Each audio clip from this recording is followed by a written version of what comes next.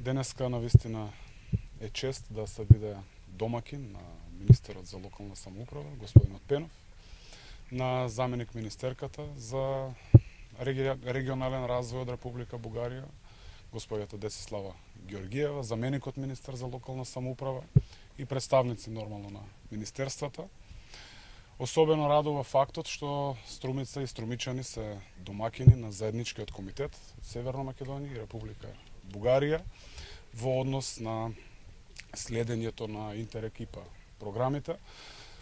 Општина Струмица важи за лидер во апликации и реализации на проекти од страни извори на финансирање, дали станува збор за европски проекти, дали станува збор за крос-бордер проекти, што всушност е и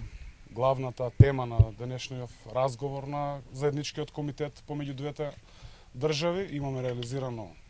доста проекти крос-бордер со Република Бугарија, со општина Кюстендил, со општина Петрич, со Благоевград и секако нашите намери и тенденции се да го максимализираме тој дел. Радува фактот што денеска ќе разговараме за ИПА-3 програмата за периодот од 2021-2027,